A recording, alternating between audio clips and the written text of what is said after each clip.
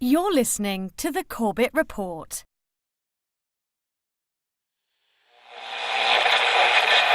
High oil prices helped ExxonMobil boost its profits to nearly $11 billion in the latest quarter.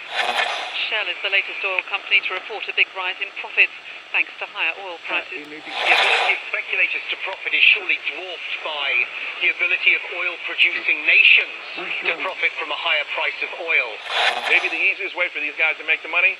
Manipulate oil back above $50, even $60. Oil. From farm to pharmaceutical, diesel truck to dinner plate, pipeline to plastic product, it is impossible to think of an area of our modern-day lives that is not affected by the petrochemical industry. The story of oil is the story of the modern world. Parts of that story are well known. Rockefeller and Standard Oil, the internal combustion engine and the transformation of global transport, the House of Saud and the oil wars in the Middle East. Other parts are more obscure. The quest for oil in the outbreak of World War I, the petrochemical interests behind modern medicine, the big oil money behind the Green Revolution and the Gene Revolution. But that story, properly told, begins somewhere unexpected. Not in Pennsylvania with the first commercial drilling operation and the first oil boom, but in the rural backwoods of early 19th century New York State. And it doesn't start with crude oil or its derivatives, but a different product altogether. Snake oil. Dr. Bill Livingston, celebrated cancer specialist, was the very image of the traveling snake oil salesman. He was neither a doctor nor a cancer specialist. His real name was not even Livingston. More to the point, the rock oil tonic he pawned was a useless mixture of laxative and petroleum and had no effect whatsoever on the cancer of the poor townsfolk he conned into buying it. He lived the life of a vagabond, always on the run from the last group of people he had fooled, engaged in ever more outrageous deceptions to make sure that the past wouldn't catch up with him. He abandoned his first wife and their 6 children to start a bigamous marriage in Canada at the same time as he fathered 2 more children by a 3rd woman. He adopted the name Livingston after he was indicted for raping a girl in Cayuga in 1849. When he wasn't running away from them or disappearing for years at a time, he would teach his children the tricks of his treacherous trade. He once bragged of his parenting technique, "I cheat my boys every chance I get. I want to make them sharp." A towering man of over 6 feet and with natural good looks that he used to his advantage, he went by Big Bill. Others, less generously, called him Devil Bill. But his real name was William Avery Rockefeller, and it was his son, John D. Rockefeller, who would go on to found the Standard Oil monopoly and become the world's first billionaire. The world we live in today is the world created in Devil Bill's image. It's a world founded on treachery, deceit, and the naivety of a public that has never wised up to the parlor tricks that the Rockefellers and their ilk have been using to shape the world for the past century and a half. This is the story of the oligarchy.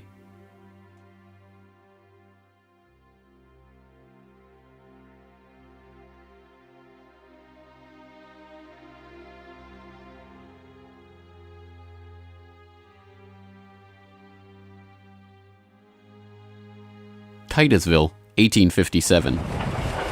A most unlikely man alights from a railway car into the midst of this sleepy western Pennsylvania town on the shores of Oil Creek. Colonel Edwin Drake. He's from the Pennsylvania Rock Oil Company, and he's here on a mission: to collect oil. Like Dr. Bill, Drake isn't really a colonel. The title is bestowed on him by George Bissell and James Townsend, a lawyer and a banker who started the Pennsylvania Rock Oil Company after they discovered they could distill the region's naturally occurring Seneca oil into lamp oil or kerosene. Drake is actually an unemployed railroad conductor who talked himself into a job after staying at the same hotel as Bissell the year before. Calling him a colonel, it is hoped, will help win the respect of the locals. The locals think he's crazy anyway. Seneca oil is indeed plentiful, bubbling out of seeps and collecting in the creek, but other than as a cure-all medicine or grease for the local sawmill's machinery, it's hardly seen as something valuable. In fact, it can be a downright nuisance, contaminating brine wells that supply Pittsburgh's booming salt industry. Still, Drake has a task to complete: finding a way to collect enough oil to make the distillation of Seneca oil into lamp oil profitable. He tries everything he can think of. The Native Americans had historically collected the oil by damming the creek near a seep and skimming the oil off the top. But Drake can only collect 6 to 10 gallons of oil a day this way, even when he opens up extra seeps. He tries digging a shaft, but the groundwater floods in too quickly. By the summer of 1859, he's desperate. Drake is running out of ideas, Bissell and Townsend are running out of patience, and, most importantly, the company is running out of funds. He turns to Uncle Billy Smith, a Pittsburgh blacksmith who had experience drilling brine wells with steam-powered equipment. They get to work drilling down through the shale bedrock to reach the oil. It's maddeningly slow work, with the crude equipment struggling to get through 3 feet of bedrock a day. By August 27th, they've drilled down 69.5 feet. Drake has used the last of his funds, and Bissell and his partners have decided to close up the operation. On August 28th, they strike oil.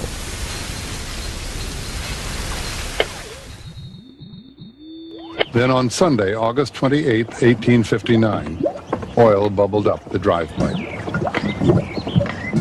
Uncle Billy and his son Sam bailed out several buckets of oil.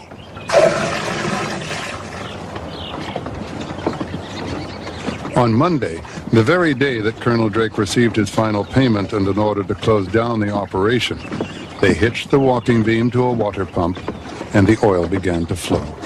The first oil was to sell for $40 a barrel. Years later, a local newspaper interviewed Uncle Billy about the day they struck oil. I commenced drilling, and at 4 o'clock I struck the oil. I says to Mr. Drake, "Look there, what do you think of this?" He looked down the pipe and said, "What's that?" I said, "That is your fortune."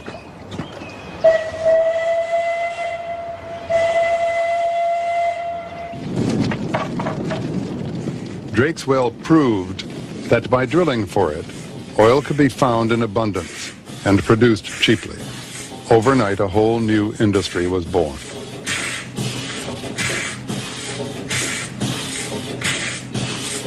Before long, in millions of homes, farms, and factories around the world, lamps would be lit with kerosene, refined from West Pennsylvania crude.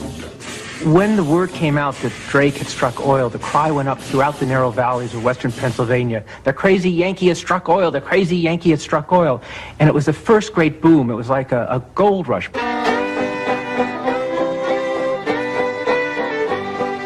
Down in Pennsylvania, there is plenty oil, they say. Petroleum, petroleum, we must all have some. Overnight, the quiet farming backwoods of rural Pennsylvania was transformed into a bustling oil region, with prospectors leasing up flats, towns springing up from nowhere, and a forest of percussion rigs covering the land. The first oil boom had arrived. Already poised to make the most of this boom was a young up-and-coming bookkeeper in Cleveland with a head for numbers, John Davison Rockefeller. He had 2 ambitions in life, to make $100,000 and to live to be 100 years old. John D. set off to make his fortune in the late 1850s, armed with a $1,000 loan from his father, Devil Bill. Grandfather never finished high school and went to Cleveland, having borrowed $1,000 from his father to start business, paid 9% interest on it, incidentally. And he read about the oil business just beginning and got interested and came to realize that it was a very volatile business at the time. In 1863, seeing the oil boom and sensing the profits to be made in the fledgling business, Rockefeller formed a partnership with fellow businessmen Maurice B. Clark and Samuel Andrews, a chemist who had built an oil refinery but knew little about the business of getting his product to market. 2 years later, the shrewd John D. bought out his partners for $72,500 and, with Andrews as partner, launched Rockefeller and Andrews. By 1870, after 5 years of strategic partnerships and mergers, Rockefeller had incorporated Standard Oil. The story of the rise of Standard Oil is an oft-told one. In a move that would transform the American economy, Rockefeller set out to replace a world of independent oilmen with a giant company controlled by him. In 1870, begging bankers for more loans, he formed Standard Oil of Ohio. The next year, he quietly put what he called Our Plan, his campaign to dominate the volatile oil industry, into devastating effect. Rockefeller knew that the refiner with the lowest transportation cost could bring rivals to their knees. He entered into a secret alliance with the railroads called the South Improvement Company. In exchange for large, regular shipments, Rockefeller and his allies secured transport rates far lower than those of their bewildered competitors. By 1879, when Rockefeller is 40, he controls 90% of the oil refining in the world. Within a few years, he will control 90% of the marketing of oil and a third of all of the oil wells. So this very young man controls what is not only a national but an international monopoly in a commodity that is about to become the most important strategic commodity in the world economy. By the 1880s, the American oil industry was the Standard Oil Company, and Standard Oil was John D. Rockefeller. But it wasn't long until a handful of similarly ambitious and well-connected families began to emulate the Standard Oil success story in other parts of the globe. One such competitor emerged from the Caucasus in the 1870s, where Imperial Russia had opened up the vast Caspian Sea oil deposits to private development. Two families quickly combined forces to take advantage of the opportunity.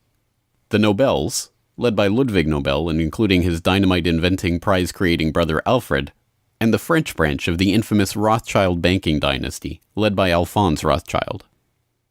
In 1891, the Rothschilds contracted with M. Samuel & Co., a Far East shipping company headquartered in London and run by Marcus Samuel, to do what had never been done before: ship their Nobel-supplied Caspian oil through the Suez Canal to East Asian markets. The project was immense. It involved not only sophisticated engineering to construct the first oil tankers to be approved by the Suez Canal Company, but the strictest secrecy. If word of the endeavor was to get back to Rockefeller through his international intelligence network, it would risk bringing the wrath of Standard Oil, which could afford to cut rates and squeeze them out of the market. In the end, they succeeded, and the first bulk tanker, the Murex, sailed through the Suez Canal in 1892 en route to Thailand. In 1897, M. Samuel & Co. became the Shell Transport and Trading Company. Realizing that reliance on the Rothschild Nobel Caspian oil left the company vulnerable to supply shocks, Shell began to look to the Far East for other sources of oil. In Borneo, they ran up against Royal Dutch Petroleum, established in The Hague in 1890 with the support of King William III of the Netherlands, to develop oil deposits in the Dutch East Indies. The two companies, fearing competition from Standard Oil, merged in 1903 into the Asiatic Petroleum Company, jointly owned with the French Rothschilds, and in 1907 became Royal Dutch Shell. Another global competitor to the Standard Oil throne emerged in Iran at the turn of the 20th century. In 1901, millionaire socialite William Knox D'Arcy negotiated an incredible concession with the King of Persia: exclusive rights to prospect for oil throughout most of the country for 60 years. After 7 years of fruitless search, D'Arcy and his Glasgow-based partner, Burma Oil, were ready to abandon the country altogether. In early May of 1908, they sent a telegram to their geologist telling him to dismiss his staff, dismantle his equipment, and come back home. He defied the order, and weeks later, struck oil.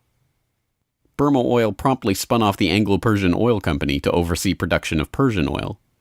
The British government took 51% majority control of the company's shares in 1914 at the behest of Winston Churchill, then First Lord of the Admiralty, and survives today as BP. The Rothschilds and Nobels, the Dutch royal family, the Rockefellers. These early titans of the oil industry and their corporate shells pioneered a new model for amassing and expanding fortunes hitherto unheard of. They were the scions of a new oligarchy, one built around oil and its control, from wellhead to pump. But it was not just about money. The monopolization of this, the key energy resource of the 20th century, helped secure the oligarchs not just wealth, but power over the lives of billions.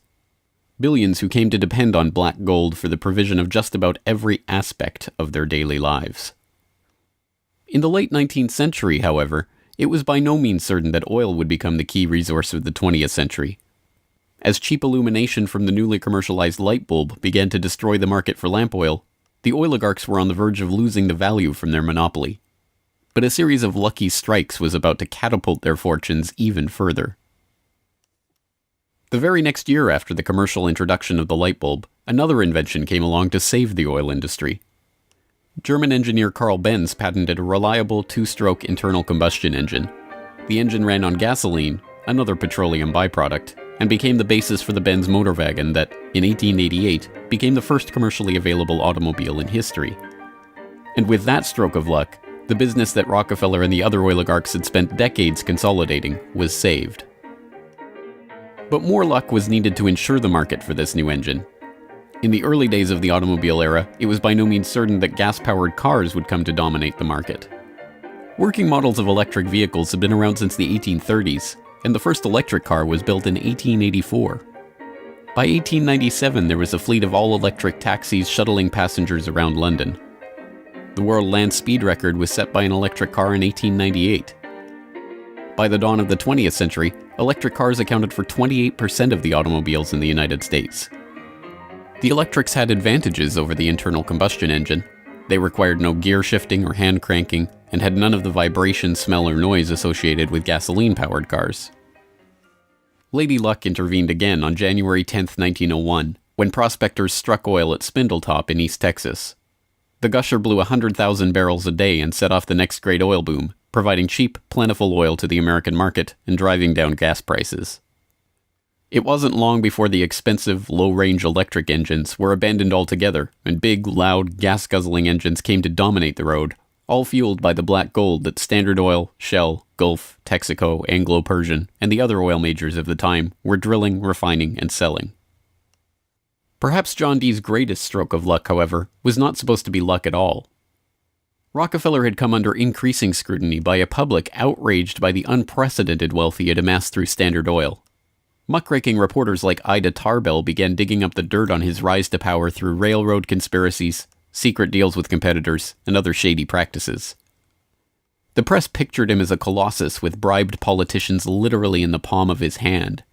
Standard Oil was a menacing octopus with its tentacles strangling the lifeblood of the nation. Hearings began, investigations were launched, lawsuits were brought against him, and then, finally, in 1911, the Supreme Court made a monumental decision.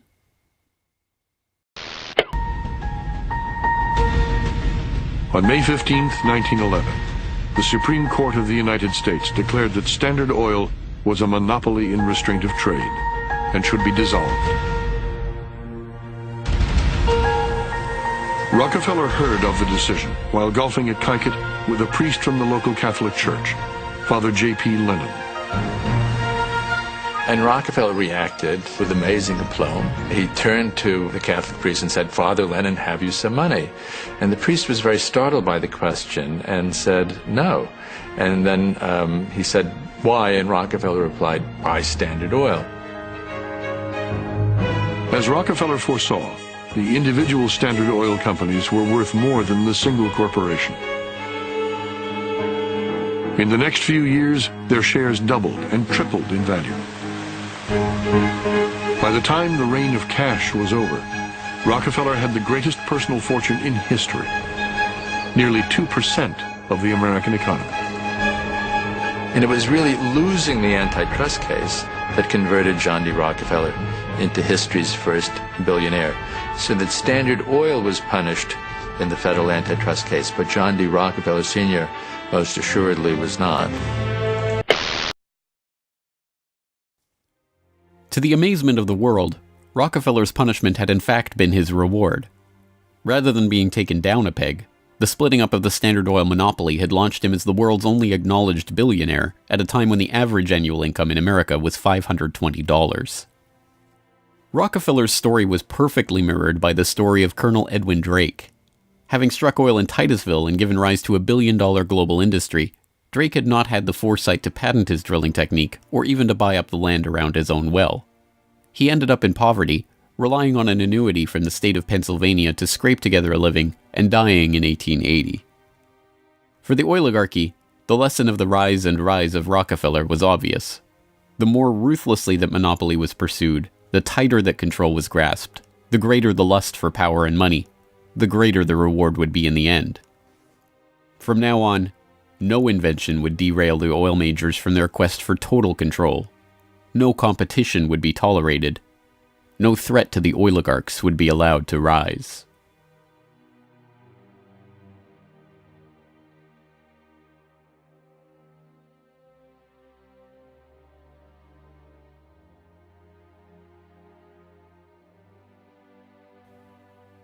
When asked how he could justify the treachery and deceit with which he had pursued the creation of the Standard Oil monopoly, John D. Rockefeller is reputed to have said, "Competition is a sin."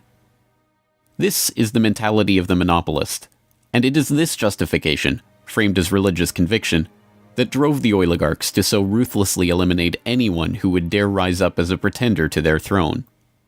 Ironically, it was the competition between the oligarchs in the early 20th century that helped give rise to an early external threat to their empire: alcohol fuel.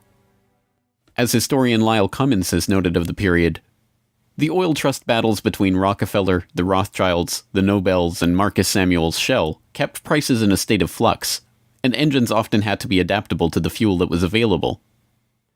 In many areas where oil wasn't available, the alternative was alcohol. Ethyl alcohol had been used as fuel for lamps and engines since the early 19th century. Although it was generally more expensive, alcohol fuel offered a stability of supply that was alluring, especially in areas like London or Paris that did not have predictable access to oil supplies. Alcohol has a lower heat value, or BTU, than gasoline, but a series of tests by the U.S. Geological Survey and the U.S. Navy in 1907 and 1908 proved that the higher compression ratio of alcohol engines could perfectly offset the lower heat value, thus making alcohol and gasoline engines fuel economy equivalent. One early supporter of alcohol fuel was Henry Ford, who designed his Model T to run on either alcohol or gasoline. Sensing an opportunity for new markets to boost the independent American farms that he felt were vital to the nation, Henry Ford told the New York Times, "The fuel of the future is going to come from fruit like that sumac out by the road, or from apples, weeds, sawdust, almost anything. There is fuel in every bit of vegetable matter that can be fermented." Farmers, looking to capitalize on this, lobbied for the repeal of a $2.08 per gallon alcohol tax that had been imposed to help pay for the Civil War. They were aided by those who saw fuel alcohol as a way to break the oligarchs' monopoly. In support of a bill to repeal the alcohol tax, President Teddy Roosevelt told the U.S. Congress in 1906, "The Standard Oil Company has, largely by unfair or unlawful methods, crushed out home competition. It is highly desirable that an element of competition should be introduced by the passage of some such law as that which has already passed the House, putting alcohol used in the arts and manufactures upon the free list." The alcohol tax was repealed in 1906, and for a time corn ethanol at 14 cents a gallon was cheaper than gasoline at 22 cents a gallon. The promise of cheap, unpatentable, unmonopolizable fuel production open to anyone with raw vegetable matter and a still, swept the nation. But cheap, plentiful fuel that can be grown and produced locally and independently is not what the oligarchs had in mind. A 1909 USGS report comparing gas and alcohol engines had noted that a significant point in alcohol fuel's favor was that there were fewer restrictions on alcohol engines. For the oligarchs, the answer was simple: find a way to place greater restrictions on alcohol engines. Thankfully for them, the answer to their problem was already gaining popular support. In the 19th century, America had a drinking problem. By 1830, the average American over 15 years old drank 7 gallons of pure alcohol per year, 3 times higher than today's average. This led to the first anti-alcohol movements in the 1830s and 1840s, and the formation of the Prohibition Party in 1869, and the Women's Christian Temperance Union in the 1870s. The movement enjoyed widespread and growing support, but had few political successes. Maine flirted with prohibition by outlawing the sale and manufacture of liquor in 1851, but the ban only lasted 5 years. This changed with the formation of the Anti-Saloon League in Standard Oil's birth state of Ohio in 1893. The ASL was started by John D. Rockefeller's longtime personal friend Howard Hyde Russell, and was bankrolled in part by generous annual donations from Rockefeller himself. The ASL, with Rockefeller's backing, quickly became the driving force behind a national movement to outlaw the production and sale of alcohol. Rockefeller was a teetotaler himself, not from moral concern, but because he was afraid that good cheer among friends would lead to his downfall in business. Stephen Harkness, one of the silent partner investors in Standard Oil and a director in the company until his death, had caught Rockefeller's eye when he made a fortune buying up whiskey in advance of a new excise tax that he had been tipped about and selling it at a huge profit after the tax kicked in. No, Rockefeller and Standard Oil were not concerned about the moral state of the nation, except as far as it impacted their bottom line. But when Prohibition did come in 1920, it had an interesting side effect. Although it didn't ban the use of ethanol as a fuel directly, it did lead to increasingly burdensome restrictions, requiring producers to add petroleum products to their ethanol to make it poisonous before it could be sold. Alcohol fuel, now completely unable to compete with gasoline, was abandoned altogether by the automobile industry. Another existential threat to the vast fortunes of the early oligarchs was to require an even greater effort at social engineering: public transportation. By the end of World War I, private car ownership was still a relative rarity. Only 1 in 10 Americans owned a car. Rail was still the transportation of choice for the vast majority of the public, and city dwellers in most major cities relied on electric trolley networks to transport them around town. In 1936, General Motors formed a front company, National City Lines, along with Firestone Tire and Standard Oil of California, to implement a process of bustitution, scrapping streetcars and tearing up railways to replace them with GM's own buses running on Standard Oil-supplied diesel. The plan was remarkably successful. As historian and researcher F. William Engdahl notes in Myths, Lies, and Oil Wars, by the end of the 1940s, GM had bought and scrapped over 100 municipal electric transit systems in 45 cities and put gas-burning GM buses on the streets in their place. By 1955, almost 90% of the electric streetcar lines in the United States had been ripped out or otherwise eliminated. The cartel had been careful to hide their involvement in National City Lines, but it was revealed to the public in 1946 by an enterprising retired naval lieutenant commander, Edwin J. Quimby. He wrote a manifesto exposing what he called a careful, deliberately planned campaign to swindle you out of your most important and valuable public utilities, your electric railway system. He uncovered the oligarchs' stock ownership of National City Lines and its subsidiaries, and detailed how they had step-by-step bought up and destroyed the public transportation lines in Baltimore, Los Angeles, St. Louis, and other major urban centers. Quimby's warning caught the attention of federal prosecutors, and in 1947, National City Lines was indicted for conspiring to form a transportation monopoly and conspiring to monopolize sales of buses and supplies. In 1949, GM, Firestone, Standard Oil of California, and their officers and corporate associates were convicted on the second count of conspiracy. The punishment for buying up and dismantling America's public transportation infrastructure? A $5,000 fine. H.C. Grossman, who had been the director of Pacific City Lines when it oversaw the scrapping of Los Angeles' $100 million Pacific Electric system, was fined exactly $1. Unsurprisingly, GM and its associates did not remain in the doghouse for long. In 1953, President Eisenhower appointed Charles Wilson, then the president of General Motors, as Secretary of Defense. Wilson, with Francis DuPont of the Rockefeller-connected DuPont family as chief administrator of federal highways, oversaw one of the largest public works projects in American history, the creation of the interstate highway system. With a war-era excise tax on train tickets still in place, and federally funded highways and airports providing cheaper alternatives, rail travel declined a startling 84% between 1945 and 1964. This social engineering paid off well for Standard Oil and its growing list of petrochemical associates. In the 2.5 decades after the outbreak of World War II, vehicle production in Detroit almost tripled, from 4.5 million cars a year in 1940 to over 11 million in 1965. As a result, sales of refined gasoline over the same period rose 300%. But Rockefeller was not the only oligarch working to crush all opposition to his monopoly.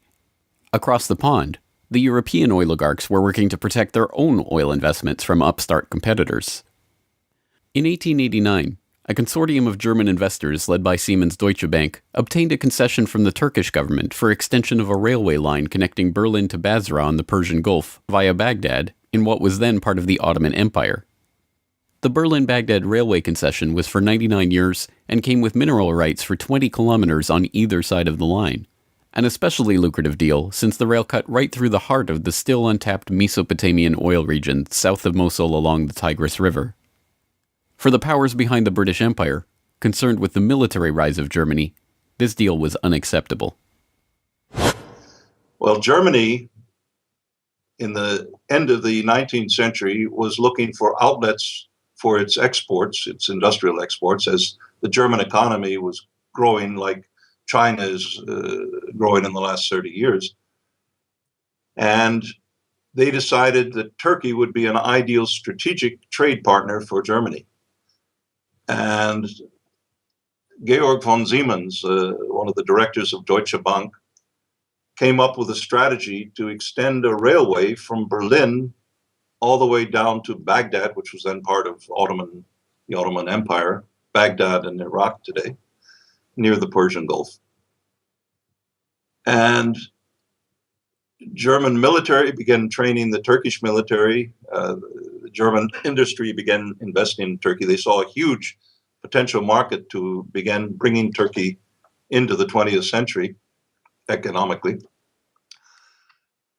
Well, Deutsche Bank also negotiated mineral rights.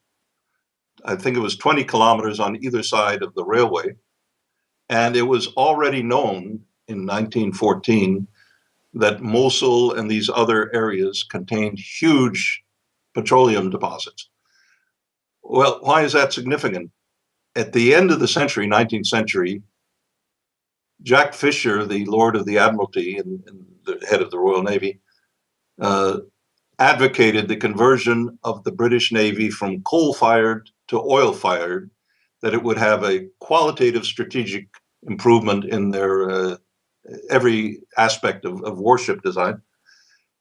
And since Britain didn't know that they had any oil back then, they went to Persia and swindled the Shah at that time out of oil rights in Persia. They went to Kuwait and backed a coup d'etat of the Al-Sabah family to be a British pawn. And they literally wrote a contract with him that nothing that Kuwait does with the outside world will be done without approval of the British governor. And Kuwait was known to have oil and lying right on the Persian Gulf. Well, the British looked at this railway plan of the Germans going right down to Baghdad and said, my God, you can put soldiers on rail cars and bring them down and threaten the oil lifeline of the British Navy. This is a strategic move by the Germans. It also would make Germany independent of the British control of the seas. The British oligarchs, including the British Crown with its hidden controlling stake in Anglo-Persian oil and the Rothschilds merchant Marcus Samuel at Royal Dutch Shell, sought to counter this German threat to their commercial and strategic interests. They used Armenian-born, naturalized British citizen Calouste Gulbenkian, the architect of the Royal Dutch Shell merger, in order, as he later recalled, to see British influence get the upper hand in Turkey against the Germans. If that was his task, it was a remarkable success. In 1909, the British set up the Turkish National Bank, which was Turkish in name only. Founded by London banker Sir Edward Castle and with directors like Hugo Baring of the Barings banking family, Castle himself, and Gulbenkian, the bank set up the Turkish Petroleum Company in 1912. Formed explicitly to exploit the petroleum-rich oil fields of Iraq, then part of the Ottoman Empire, Gulbenkian brokered a deal that forced Deutsche Bank, with its 40-kilometer concessions along the oil-rich Baghdad railway line, into a junior partnership in the company. The stock was split so the British government's Anglo-Persian Oil Company owned half the shares, with Royal Dutch Shell and Deutsche Bank splitting the other half. Their plan to take over Germany's Turkish oil interests had been successful, but in an amazing irony, it didn't even matter. Gulbenkian finished negotiations for the Iraqi oil concession on June 28, 1914, the same day Archduke Ferdinand was shot in Sarajevo. an alliance the British had been brokering for years to constrain the rising German threat, an alliance involving France and Russia, kicked into motion, and the world was engulfed in war. By the end of World War I, the British and their allies had taken over Iraq and its oil deposits anyway. Germany had been completely cut out, and Gulbenkian, their scheming servant, received 5% of all oil field proceeds in the newly minted country. As the century wore on, the oil industry grew beyond the control of the handful of families that had dominated it since its inception. Oil deposits were located around the globe, and the resources of entire nation-states were marshaled to control them. Now, threats to the oligarchs and their interests required multilateral, multinational responses, and the consequences of those deals were felt worldwide. The story of the oil shock of 1973, as it has been delivered to us by the history books, is well known. By the late 1960s, the nation relied on imported oil to keep the economy strong. Then, in the early 1970s, oil-dependent America's nightmares came true. 13 oil-producing countries in the Middle East and South America formed OPEC, the Organization of Petroleum Exporting Countries. In 1973, OPEC placed an oil embargo on the U.S. and other nations that had supported Israel against the Arab states in the Yom Kippur War. The American economy went into a tailspin as gas shortages gripped the nation. Few, however, know that the crisis and its ensuing response was in fact prepared months ahead of time at a secret meeting in Sweden in 1973. The meeting was the annual gathering of the Bilderberg Group, a secretive cabal formed by Prince Bernhard of the Netherlands in 1954. The Dutch royal family not only gave its royal imprint to Royal Dutch Petroleum, they are still rumored to be, along with the Rothschilds, one of the largest shareholders in Royal Dutch Shell, from the days when Queen Wilhelmina's Anglo-Dutch petroleum holdings and other investments made her the world's first female billionaire, right through to today. Bernhard's guest list at the Bilderberg Group reflected his position in the oligarchy. Alongside him at the Swedish conference were David Rockefeller of the Standard Oil dynasty and his protege Henry Kissinger, Baron Edmund de Rothschild, E.G. Collado, the vice president of Exxon, Sir Dennis Greenhill, director of British Petroleum, and Gerrit A. Wagner, president of Bernhard's own Royal Dutch Shell. At the meeting in Sweden, held 5 months before the oil crisis began, the oligarchs and their political and business allies were planning their response to a monetary crisis that threatened the world dominance of the US dollar. Under the Bretton Woods system, negotiated in the final days of World War II, the US dollar would be the backbone of the world monetary system, convertible to gold at $35 per ounce, with all other currencies pegged to it.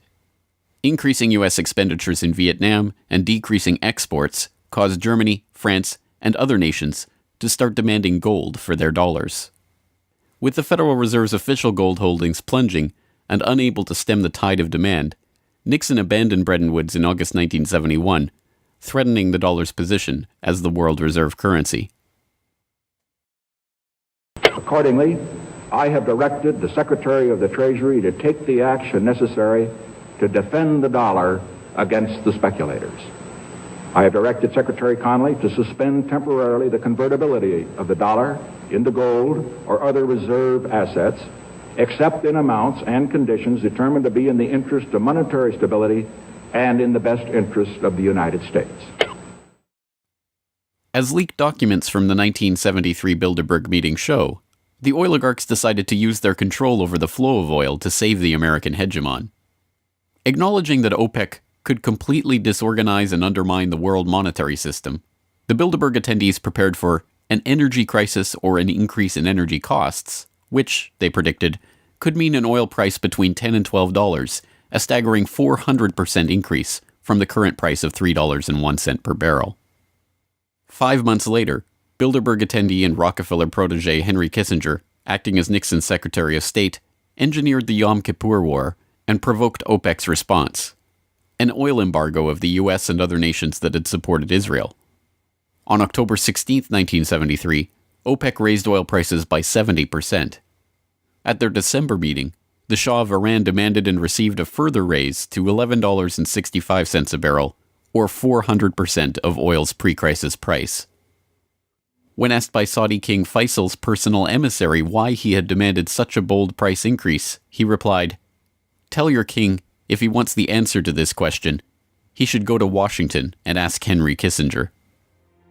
In the second move of the operation, Kissinger helped negotiate a deal with Saudi Arabia. In exchange for U.S. arms and military protection, the Saudis would price all their future oil sales in dollars and recycle those dollars through treasury purchases via Wall Street banks. The deal was a bonanza for the oligarchs. Not only did they get to pass the price increases on to the consumers, but they benefited from the huge flows of money into their own banks. The Shah of Iran parked the National Iranian Oil Company's revenues in Rockefeller's own Chase Bank, revenues that reached $14 billion per year in the wake of the oil crisis. With the creation of this new system, the petrodollar, the oligarchs had reached unprecedented levels of control over the economy. Not only that, they had backed the world monetary system with their commodity, oil, and brought potential competition from upstart producer nations under their control all in one step. But for the insatiable appetites of these monopolist titans, mere control over the world's monetary system was not enough.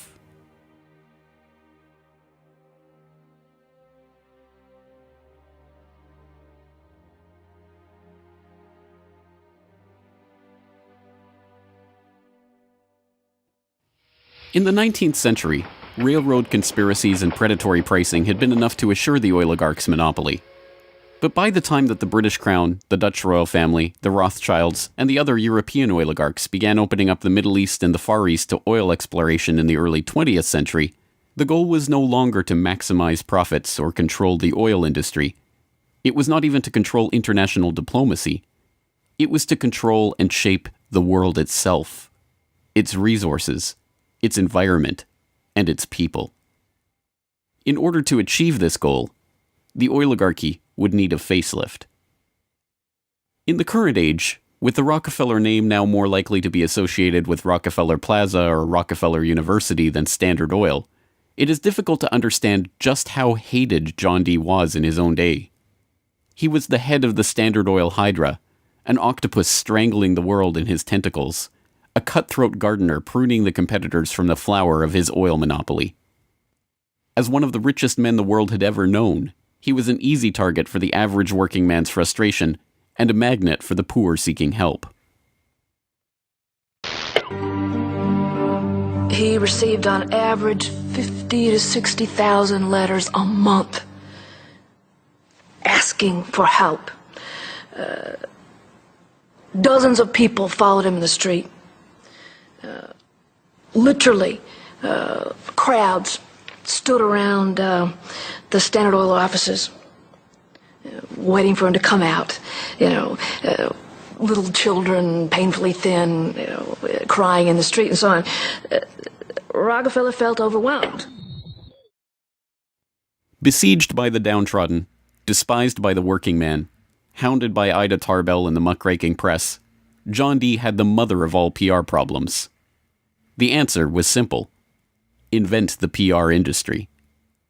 He hired Ivy Ledbetter Lee, a journalist turned communications expert who invented the modern public relations industry, to burnish the Rockefellers' tarnished image. It was Lee that suggested giving the family name to Rockefeller Center and filming John D. handing out dimes in public. An early master of public relations, Lee used the media which the muckrakers had used to disgrace Rockefeller to turn him into a sympathetic figure. Ivy Lee recognized early the power of the new moving picture and used newsreels to show a remarkably benevolent Rockefeller. I am very grateful to you and to a host of people who are so kind and good to me all the time. Why? Because you're so good to everybody. Yes, you are. As Ivy Lee began to kind of control his public image, he became oddly a kind of American character. And people kind of warmed to him in a bizarre sort of way. It was like having Frankenstein on the loose walking around New York City or something like that with a cane and a long hat. Although this plane never takes off, this photo opportunity was presented as Senior's first flight. Perhaps Ivy Lee's most brilliant public relations move was the casting of Rockefeller as the man who gave out dimes.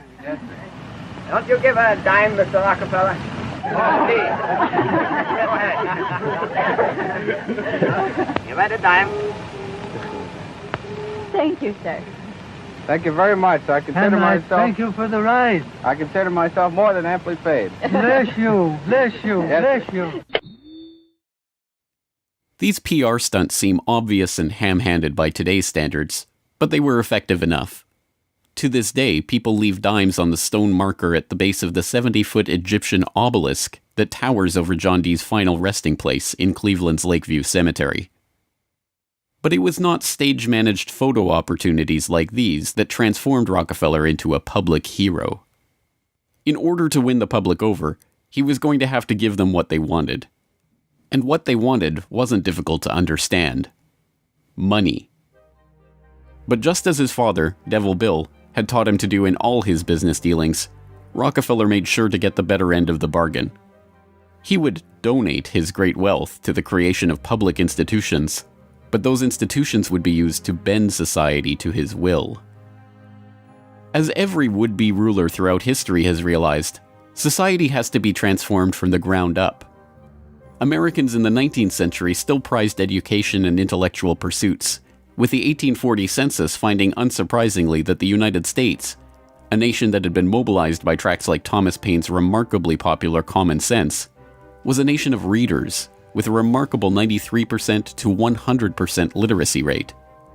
Before the first compulsory schooling laws in Massachusetts in 1852, education was private and decentralized, and as a result classical education, including study of Greek and Latin and a solid grounding in history and science, was widespread. But a nation of individuals who could think for themselves was anathema to the monopolists.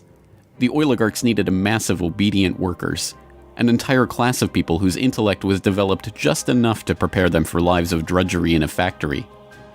Into the midst stepped John D. Rockefeller with his first great act of public charity, the establishment of the University of Chicago.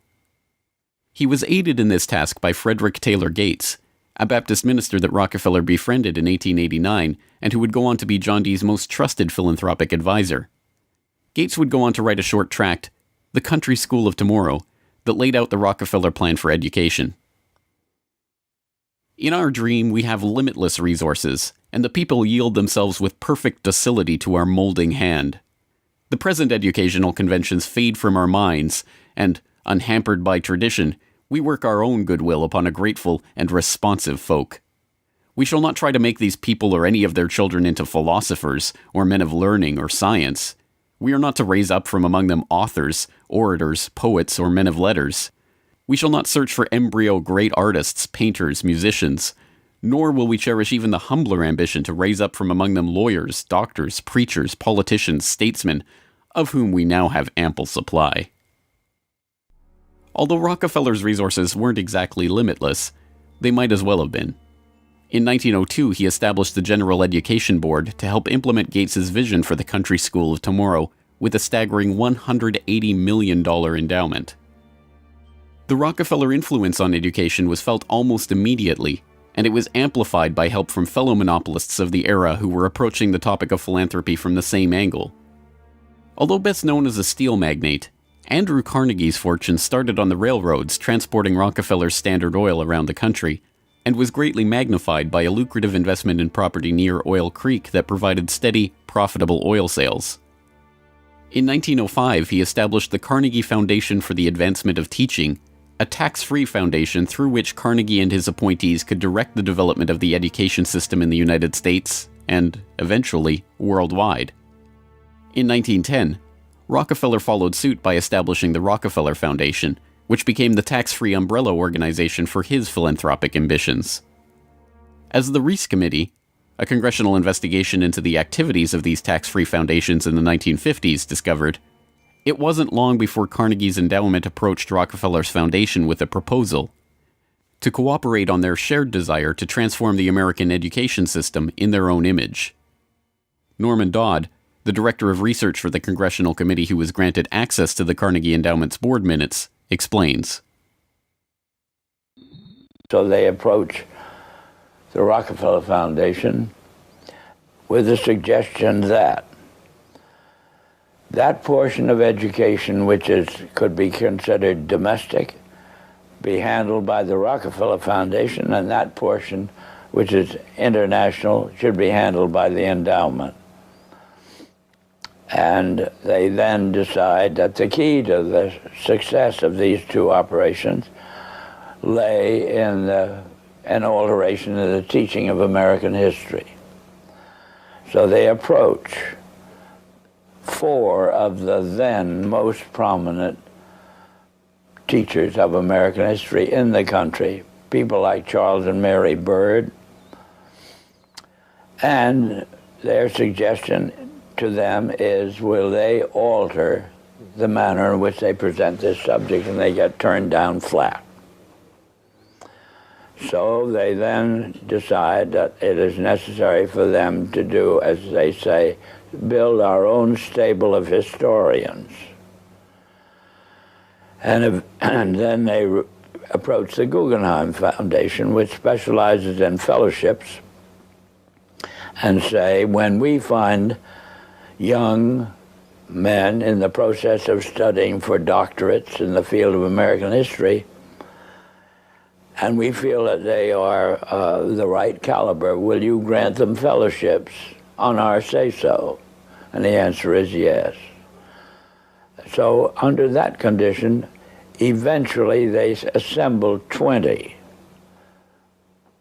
And they take this 20 potential teachers of American history to London, and there they're briefed into what is expected of them when, as and if they secure appointments in keeping with the doctorates they will have earned. And that group of 20 historians ultimately becomes the nucleus of the American Historical Association. And then toward the end of the 1920s, the endowment grants to the American Historical Association $400,000 for a study of our history in a manner which points to what can this country can it look forward to in the future. And that culminates in a 7-volume study, the last volume of which is, of course, in essence a summary of the contents of the other 6. And the essence of the last volume is the future of this country belongs to collectivism administered with characteristic American efficiency. With this base for transformation firmly established, the Rockefeller Foundation and like-minded organizations embarked on a program so ambitious that it almost defies comprehension. They transformed the practice of medicine. As usual, the oligarchs that funded this change were also there to profit from it, and once again, John D. took his cue from Devil Bill's example. William Rockefeller had called his brand of snake oil Nujol for new oil, and Standard Oil spun off Nujol as a laxative under their Stanco subsidiary. Manufactured on the same premises as Flit, an insecticide also derived from Standard Oil's byproducts, Nujol sold at the druggist for 28 cents per 6-ounce bottle. It cost Standard Oil less than 1/5 of a cent to manufacture. Pharmaceuticals provided a lucrative new opportunity for the oligarchs, but in a turn-of-the-century America that was still largely based on naturopathic herbal remedies, it was a tough sell. The oligarchy went to work changing that. In 1901, John D. established the Rockefeller Institute for Medical Research. The institute recruited Simon Flexner, a pathology professor at the University of Pennsylvania, to serve as its director. His brother, Abraham, was an educator who was contracted by the Carnegie Foundation to write a report on the state of the American medical education system. His study, the Flexner Report, along with the hundreds of millions of dollars that the Rockefeller and Carnegie Foundations were to shower on medical research in the coming years, resulted in a sweeping overhaul of the American medical system. Naturopathic and homeopathic medicine medical care focused on unpatentable, unmarketable natural remedies and cures, was now dismissed as quackery. Only drug-based allopathic medicine requiring expensive medical procedures and lengthy hospital stays was to be taken seriously. The fortunes of Carnegie, Morgan, and Rockefeller financed surgery, radiation, and synthetic drugs. They were to become the economic foundations of the new medical economy. The takeover of the medical industry was accomplished by the takeover of the medical schools. Well, the people that we're talking about, Rockefeller and Carnegie in particular, came to the picture and said, we will put up money. They offered tremendous amounts of money to the schools that would agree to cooperate with them. The donors said to the schools, we're giving you all this money. Now, would it be too much to ask if we could put some of our people on your board of directors to see that our money is being spent wisely? Almost overnight, all of the major universities received large grants from these sources and also accepted 1, 2, or 3 of these people that I mentioned on their board of directors, and the schools literally were taken over by the financial interests that put up the money. Now, what happened as a result of that is that the schools did receive an infusion of money. They were able to build new buildings. They were able to add expensive equipment to their laboratories. They were able to hire top-notch teachers. But at the same time as doing that, they skewed the whole thing in the direction of pharmaceutical drugs. That was the efficiency in philanthropy. The doctors from that point forward in history would be taught pharmaceutical drugs. All of the great teaching institutions in America were captured by the pharmaceutical interests in this fashion. And it's amazing how little money it really took to do it. The oligarchy birthed entire medical industries from their own research centers and then sold their own products from their own petrochemical companies as the cure. It was Frank Howard, a Standard Oil of New Jersey executive, who would go on to persuade Alfred Sloan and Charles Kettering to donate their fortunes to the cancer center that would then bear their name. As director of research at Sloan Kettering, Howard appointed Cornelius Rhodes, a Rockefeller Institute pathologist, to develop his wartime research on mustard gas for the U.S. Army into a new cancer therapy. Under Rhodes's leadership, nearly the entire program and staff of the Chemical War Service was reformed into the Sloan Kettering Drug Development Program, where they worked on converting mustard gas into chemotherapy. And once again, the Rockefellers' own snake oil was being sold as a cancer cure-all.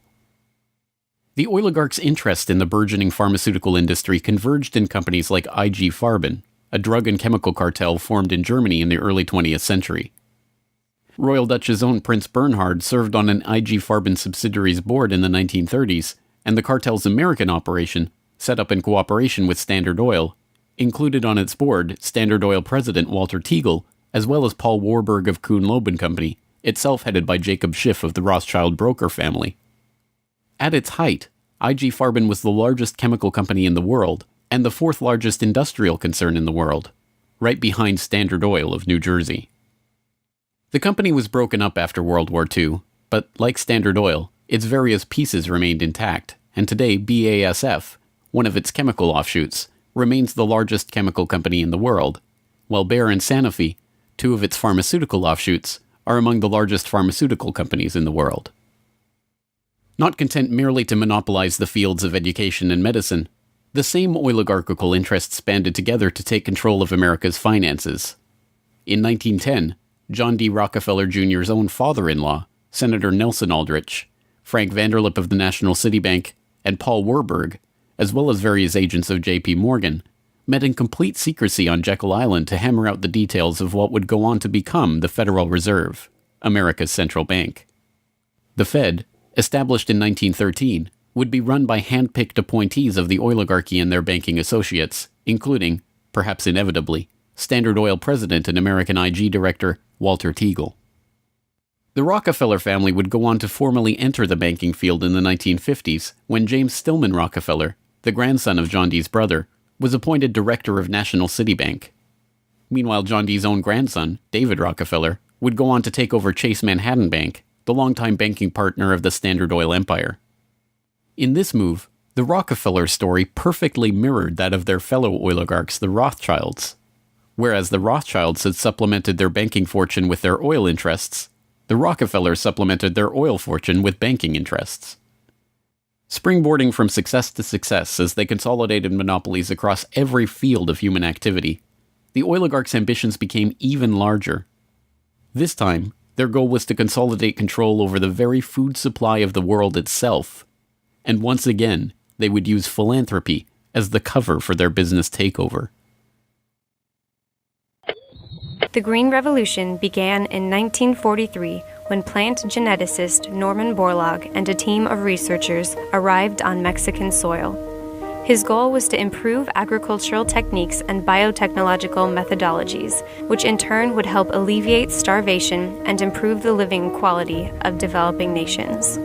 Creating new genetically modified strains of wheat, rice, maize, and other crops, Borlaug planned to win the battle against world hunger. The hope was that these new crops and farming techniques would rescue third world countries from the brink of starvation. That's exactly what happened. The agricultural innovations brought to the poverty-stricken countries gave the farmers the skills and resources necessary to sustain themselves. This triggered a chain of events that would allow these once struggling nations to survive. Agricultural exports soared in quantity and diversity and allowed the countries to become self-sufficient. As the genetically modified crops thrived, farmers were able to use their increased income to purchase newer and superior farming machinery. This increase in revenue made farming easier, more reliable, and more efficient. The Green Revolution led to the modernization of agriculture and has had a profound social, economic, and political impact on the world. The Mexican government turned to the Rockefeller Foundation in their endeavor to nourish Mexico through agriculture. Norman Borlaug, needless to say, was a researcher for the Rockefeller Foundation, and the Green Revolution, for whatever increase in yields it brought about, also created markets for the oligarchs' own interest in the petrochemical fertilizer industry and gave rise to the ABCD seed cartel of Archer Daniels Midland, Bunge, Cargill, and Louis Dreyfus. These companies, along with their associated interests in the food packaging and processing industry, formed the core of American agribusiness, a concept developed at Harvard Business School in the 1950s with the help of research conducted by Vasily Leontief for the Rockefeller Foundation. The American agribusiness giants shared a common goal: the transformation of third world agriculture into a captive market for their goods. From this perspective, the project was a runaway success. By the 1970s, the Rockefeller Standard Oil network and its cronies in the nitrogen fertilizer industry, including DuPont, Dow Chemical, and Hercules Powder, had broken into markets around the world, markets conveniently forced open for them by the U.S. government itself under President Johnson's Food for Peace program, which mandated the use of petrochemical-dependent agricultural technologies by aid recipients. Unable to afford these new technologies themselves, the impoverished Third World beneficiaries of this revolution relied on loans from the International Monetary Fund and the World Bank, handled by Rockefeller's own Chase Manhattan Bank and guaranteed by the U.S. government. The real costs of the Green Revolution, economic, agricultural, and environmental, are seldom tallied. Access to these debt-financed petrochemical-dependent technologies exacerbated the difference between the rich landowning class and the landless peasants in countries like India, where land reform and abolition of usury were dropped from the political agenda after the Green Revolution took over. Even then, the revolution's main success, its increase in agricultural yields, has been oversold. Yield growth across India actually slowed after the introduction of agribusiness. The environmental destruction is even more devastating. An overview in the December 2000 edition of Current Science notes, the Green Revolution has not only increased productivity, but it has also produced several negative ecological consequences, such as depletion of lands, decline in soil fertility, soil salinization, soil erosion, deterioration of environment, health hazards, poor sustainability of agricultural lands, and degradation of biodiversity. Indiscriminate use of pesticides, irrigation, and imbalanced fertilization has threatened sustainability. The Rockefeller Foundation even acknowledges the critiques of the Green Revolution it funded into existence, insisting that current initiatives take into account lessons learned. Even so, The foundation continues to fund research and write reports on how to improve prospects for agribusiness investment in its target markets. As egregious as the Green Revolution was and continues to be, however, in many ways it was just the prelude to an even more ambitious project, the Gene Revolution. Now the project is not merely to monopolize the technologies, supplies, and chemical inputs for agriculture worldwide, but to monopolize the food supply itself through the replacement of the world's natural seeds with patentable, genetically modified crops. The players involved in this Gene Revolution are almost identical to the players in the Green Revolution, with IG Farben offshoots, Bayer Crop Science and BASF Plant Science, mingling with traditional oligarch associate companies like Dow AgroScience, DuPont Biotechnology, and, of course, Monsanto, all funded by the Rockefeller Foundation and fellow philanthropists at the Ford Foundation, the Bill and Melinda Gates Foundation, and like-minded organizations.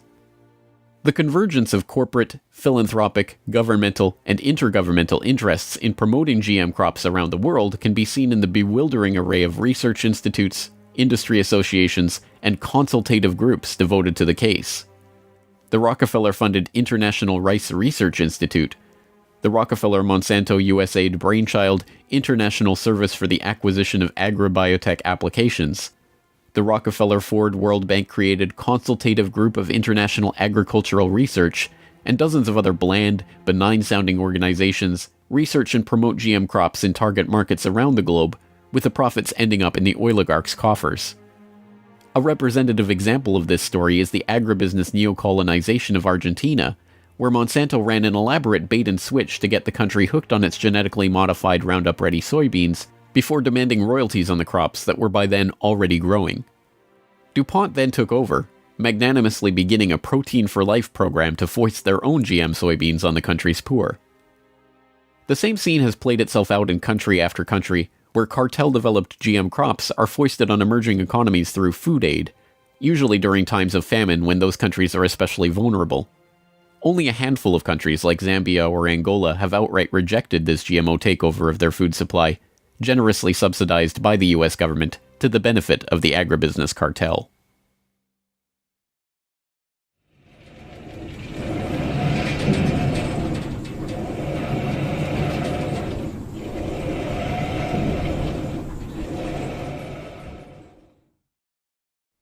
From cutthroat pioneers of the early oil industry to Machiavellian social engineers and geopolitical schemers, the oligarchs have come a long way since the days of Devil Bill's snake oil cure-alls.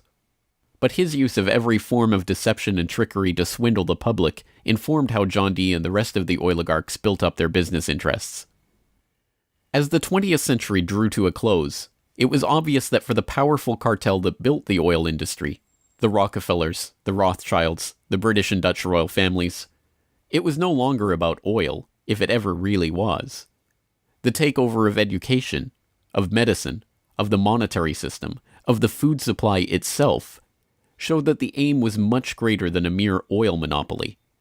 It was the quest to monopolize all aspects of life, to erect the perfect system of control over every aspect of society, every sector from which any threat of competition to their power could emerge. They had been remarkably, almost unbelievably successful. From oil well to gas pump, farm to fork, hospital to pharmaceutical, drill rig to dollar bill, there was almost no aspect of society that was not under their control. But the oligarchs are not done yet. Their next project, launched in the late 20th century, is almost too ambitious to be comprehended. It is not about oil. It is not about money. It is about the monopolization of life itself. They have spent decades preparing the path for this takeover and marshaled their mind-boggling resources in service of the task. And the vast majority of the world's population, still playing the shell game that the oligarchs perfected and abandoned long ago, are about to fall right into their hands, yet again. Ladies and gentlemen, the battle against climate change is surely the most defining and pivotal challenge of our times. Even in a world full of daunting perils and crises, it is hard to imagine anything that poses a greater challenge and opportunity for humanity. The negative impact of population growth on all of our planetary ecosystems is becoming appallingly evident. The science is unequivocally true, and that there is a price to carbon in their future. What do you see as the biggest challenges in conservation? The growing human population. Because if where we are, there's nothing else. We have to start spending money, fast on the solutions that we have in hand to try and help these countries which are already seeing the effects of climate change today and seeing the effects of our consumption, basically. David Rothschild, thank you so much for joining us here on Bloomberg. Down in Pennsylvania, there is plenty oil, they say. Petroleum, petroleum, we must all have some. The oily fever, don't you see, infects most every live Yankee. From north, from east and west they come for petroleum oil. Oil, oil, oil, oh petroleum. Oil, oil, oil, petroleum.